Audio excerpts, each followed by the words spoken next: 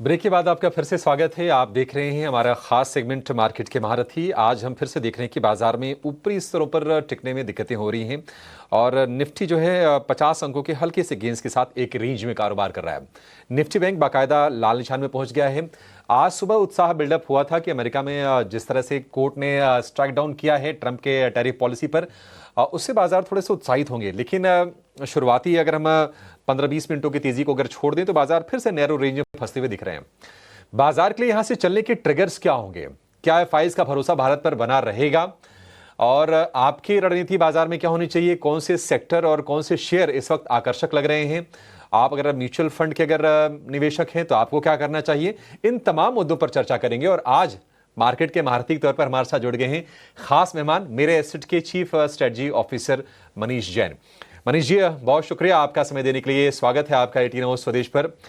मनीष जी, अगर हम earning season की बात करें Q4 की, तो ये लगभग ओवर हो गए हैं। बहुत एक्साइटमेंट नहीं है, लेकिन बहुत ज्यादा कोई निराशा भी उससे नहीं रही है। इस बीच एफआईज की जो हम चाल देख रहे हैं थोड़ी डामाडोल लग रही है। आप जरा ये बताइए कि बाजार में यहां से आप डायरेक्शन क्या देख रहे हैं? क्या आपको लगता है कि एक छोटे से ब्रीदर के बाद बाजार फिर से चलेगा या फिर हमें थोड़ा लंबा इंतजार करना पड़ेगा? अभिषेक, थैंक यू वेरी मच। देखिए, अगर बाजार के लेवल की बात करें तो यू नो करीब करीब 1 डेढ़ महीने पहले बाजार ने तेजी दिखानी चालू की थी। अभी आपके कमेंट सुन रहा था, थोड़ा सा ऊपर के लेवल पर एक स्टेबिलिटी नहीं आ पा रही है और वहां से मार्केट में एक प्रॉफिट बुकिंग आ जाती है। लेकिन ओवरऑल अगर हम निफ्टी की बात करें तो हम एक इन्फ्लेक्शन पॉइंट ट्रैक करते हैं मीरे एज अ हाउस, और वहां से करीब करीब बाजार में एक 8 से 9% की तेजी हमको ऑलरेडी मिल गई है। तो ओवरऑल अगर आप मार्केट देखें तो मुझे नहीं लगता कि कोई बहुत ज़्यादा नेगेटिव है। मार्केट एक 8-9% रनअप कर चुका है और उसके बाद डेफिनेटली अभी अर्निंग सीजन चालू हुए हैं। लोगों ने अर्निंग को डाइजेस्ट करना चालू किया है। तो एक कंसोलिडेशन यहाँ पर बोल सकते हैं। कोई बहुत ज़्यादा बड़ा मूवमेंट ऊपर या नीचे की तरफ नहीं आ रहा है। आपने एक पॉइंट पूछा था अर्निंग के बारे में। पिछले 2 से 3 क्वार्टर हम लोग अर्निंग को काफ़ी कीनली ऑब्जर्व कर रहे थे, और उस समय पर एक व्यू बना था कि कंपनीज की अर्निंग्स बहुत अच्छी नहीं आ रही हैं। इस बार ही जो अर्निंग्स आई हैं, हालांकि सारी कंपनियों के रिजल्ट्स अभी नहीं आए हैं, लेकिन अगर टॉप लाइन और बॉटम लाइन में हम ग्रोथ देखें तो मुझे ऐसा लगता है अर्निंग्स अब यहाँ पर बॉटम आउट हो चुकी हैं। और टेरिफ को भी, न्यूज़ को काफ़ी हद तक बाजार ने एब्जॉर्ब कर लिया है। Manish, good morning. Mansi this side. सही कहा आपने, भारत के लिए डेवलपमेंटल स्टोरी तो इंटैक्ट है और कई सारे डेवलपमेंट्स इन दिनों हमने देखे भी हैं। स्ट्रॉन्ग इकोनॉमी है, इकोनॉमी वाइज भी हम आगे लगातार बढ़ ही रहे हैं। अट्रैक्टिव इन्वेस्टमेंट प्रॉस्पेक्ट्स हैं, हर लिहाज से कन्विक्शन ऑफ कोर्स देखने को मिला है। आपके हिसाब से medium term view, of course बाजार के लिए आप पॉजिटिव ही कह रहे हैं, लेकिन इस व्यू को मद्देनजर रखते हुए सेक्टर वाइज कौन से सेक्टर्स हैं जहां पोर्टफोलियो गठन करते समय नजर होनी चाहिए? ओके, मानसी, सो अगर हम सेक्टर वाइज बात करें तो चलिए एक एक सेक्टर पर बात करना चालू करते हैं। ऑटो में अगर हम बात करें तो मुझे ऐसा लगता है कि कहीं ना कहीं जो रूरल इकोनॉमी है उसकी तरफ हमको ध्यान देना चाहिए। तो उसको मद्देनजर रखते हुए ऑटो में हम ट्रैक्टर सेगमेंट की तरफ ध्यान दे सकते हैं और टू व्हीलर की तरफ ध्यान दे सकते हैं। टू व्हीलर इसलिए भी क्योंकि एक्सपोर्ट्स जो है ऑटो में वो थोड़ा बेहतर कर रहा है। बैंकिंग पर अगर हम आ जाते हैं तो काफ़ी समय से हमने ये व्यू दिया था कि नॉन लेंडिंग बिजनेस जो है उनकी तरफ हमें ध्यान देना चाहिए, और नॉन लेंडिंग बिजनेस ने काफ़ी अच्छा मूवमेंट्स दिया हुआ है। थोड़ा सा बैंक का जो क्रेडिट ग्रोथ है वो बहुत अच्छा नहीं रहा है। एक 12% YoY की ग्रोथ हुई है, जिसमें अगर हम बात करें तो 400 बिप्स का एक श्रिंकेज मिला है। एक्सपेक्टेशन ये है कि अब यहाँ से क्रेडिट ग्रोथ जो है वो अब पिकअप होनी चाहिए, और जो डिपॉजिट सिचुएशन है वो भी अब यहाँ से पिकअप होनी चाहिए। तो डेफिनेटली यहाँ पर मैं बैंकिंग और एनबीएफसीज पर भी नज़र रख सकता हूँ।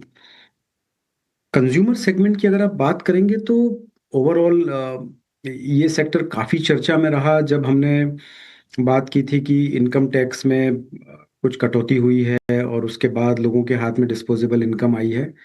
ये देखिए थोड़ा सा लॉन्ग टर्म स्ट्रक्चरल प्ले बनेगा, बिकॉज इंडिया में इन्फ्लेशन ट्रेजेक्टरी जो है वो ओवरऑल डाउनवर्ड है, इंटरेस्ट रेट ट्रेजेक्टरी भी ओवरऑल डाउनवर्ड है।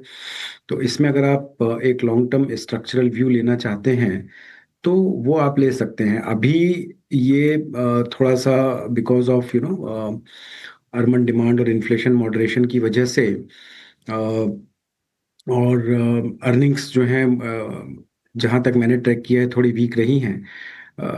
बट इस साल की जो फोरकास्ट है वो अबव नॉर्मल मॉनसून की है, तो वो भी इस सेक्टर को हेल्प करेगी।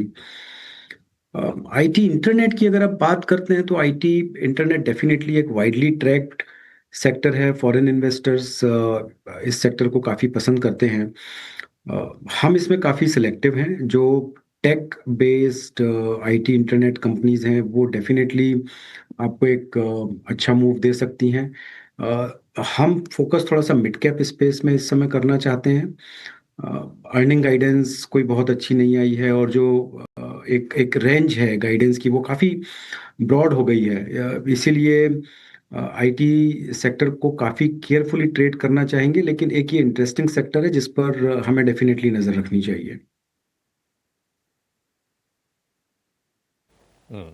ठीक है। मनीष जी, एक और सेक्टर है जहां हाल फिलहाल हम देख रहे हैं कि निवेशकों का रुझान काफी ज्यादा बढ़ा है, वो है डिफेंस का। लेकिन क्या आपको नहीं लगता है कि डिफेंस के जो वैल्यूएशंस हैं वो थोड़े स्ट्रेच हैं, ज्यादा हैं और निवेशकों को सावधान रहना चाहिए? आपका क्या व्यू है इस पर? अभिषेक, डिफेंस पर आई थिंक मैंने समय समय पर चर्चा की है, और अभी ऐसा लग रहा है कि डिफेंस एक ओवर स्ट्रेच्ड वैल्यूएशन में जा रहा है, लेकिन बीच में हमें मौके मिले थे, ऐसा नहीं है। अगर हम शुरुआत में 4 महीने की बात करें तो बीच में एक और दो मौके ऐसे मिले थे जब डिफेंस सेक्टर्स में अच्छी प्रॉफिट बुकिंग और करेक्शन आया था, और वो मुझे लगता है एक अच्छा समय था अंदर जाने का। डेफिनेटली जब एक सेक्टर काफ़ी रन अप हो चुका होता है तो वैल्यूएशन पर सवाल उठते हैं, लेकिन अगर आप देखें तो ग्लोबली डिफेंस की एक थीम बनी हुई है, इंडिया में डिफेंस की एक थीम बनी हुई है। मेरा ये मानना है कि अगर आप एक सिस्टमेटिक इन्वेस्टमेंट इसमें देख रहे हैं तो उसको डेफिनेटली मुझे लगता है कंटिन्यू कर सकते हैं। और ये थीम अभी चलेगी। Despite the valuation over stretch, defence as a theme I think has a more steam left. Okay, so defence sector as a theme काफ़ी आकर्षक नज़र आता है। दो और स्पेसेस हैं जिस पर आपका एक क्विक टेक हम मनीष जानना चाहेंगे। एक तो कंजम्पशन सेक्टर और दूसरा pharma, because early monsoon onset का इम्पैक्ट जो है कंजम्पशन पर पूरी तरह से पड़ता दिखेगा। When I say consumption I mean agri, fertiliser, FMCG, all in all consumption for that matter, tractor, auto spaces को भी ऐड करना चाहिए। एंड कोविड के जो बढ़ते केसेस हैं, ग्रेजुअल राइज हैं, ऑफ कोर्स हम हमारे व्यूअर्स को डराना नहीं चाहते, लेकिन एहतियात तो ज़रूर बरतनी है। इसका एक इम्पैक्ट फार्मा थीम पर भी पड़ेगा। आपका टेक क्या है इन दोनों सेक्टर्स पर? मानसी, फार्मा में आई थिंक अभी बिकॉज ऑफ कोविड कोई भी कॉल अभी नहीं लेना चाहूँगा मैं, बिकॉज कोई ऐसी अलार्मिंग सिचुएशन दिखती नहीं है। सो कोविड थीम से थोड़ा हम फार्मा को अभी दूर रख सकते हैं। और अगर फार्मा को थोड़ा सा आप ब्रेक डाउन करना चालू करेंगे तो you can always talk about formulation companies, you can always talk about CDMO companies. अब यहाँ पर जो CDMO कंपनीज हैं उन्होंने थोड़े पॉजिटिव व्यू दिए हैं। जो मैनेजमेंट है दे हैव आल्सो सेड कि ग्लोबल फार्मा कंपनीज में गुड एक ऑफटेक अच्छा बनता है।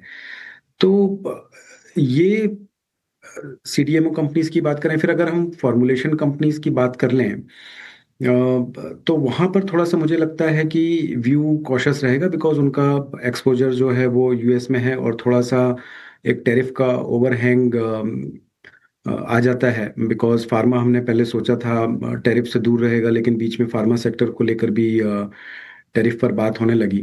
हालांकि कल रात को जो डेवलपमेंट हुआ है उसमें the US court has kind of struck down saying that कि टैरिफ जो है एक एडमिनिस्ट्रेशन के तहत नहीं आएगा।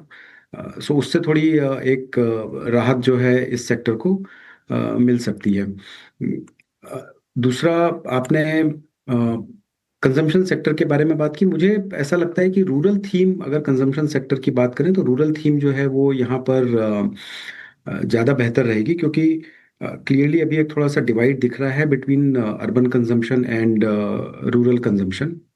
और more favorably, the needle is swinging towards the rural consumption. So उसमें जैसा कि मैंने पहले कहा, टू व्हीलर और ट्रैक्टर, उनकी तरफ हमें ध्यान देना चाहिए।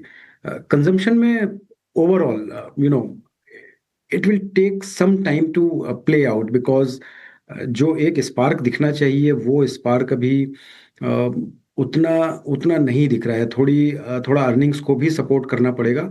ओवरऑल मैक्रो सपोर्ट कर रहे हैं, आपका इन्फ्लेशन डाउन ट्रेंड में है, आपका इंटरेस्ट रेट डाउन ट्रेंड में है, आपका रूरल कंजम्पशन अच्छा कर रहा है। अब अगर अर्निंग से इन कंपनीज को एक किक मिल जाए तो वहाँ पर इन कंजम्पशन बेस्ड कंपनीज पर कुछ बात बन सकती है। बिल्कुल बिल्कुल मनीष जी, बहुत शुक्रिया आपका हमारे साथ जुड़ने के लिए, सवालों के जवाब देने के लिए और बाजार पर ओवरऑल इकोनॉमी पर आपका आउटलुक हमारे साथ शेयर करने के लिए। आपके जैसे बाजार के दिग्गज जब मार्केट पर कन्विक्शन जताते हैं तो व्यूवर्स का, मार्केट पार्टिसिपेंट्स का कॉन्फिडेंस भी बढ़ जाता है। Thank you so much, have a nice day to you. और चलिए इसी के साथ मार्केट की महारथी को हम यहीं समेटने जा रहे हैं। बेहद उतार चढ़ाव के बीच बाजार में इस वक्त ट्रेड 24,798 के लेवल्स पर, टू बी प्रिसाइज, हम देख रहे हैं बाजार संभलने की पूरी कोशिश करते हुए। ईटी नाउ स्वदेश पर खबरों का स्टॉक स्पेसिफिक एक्शन का सिलसिला लगातार जारी रहेगा। फिलहाल मुझे अभिषेक को आप दीजिए इजाजत, लेकिन आप बने रहे हमारे साथ। नमस्कार।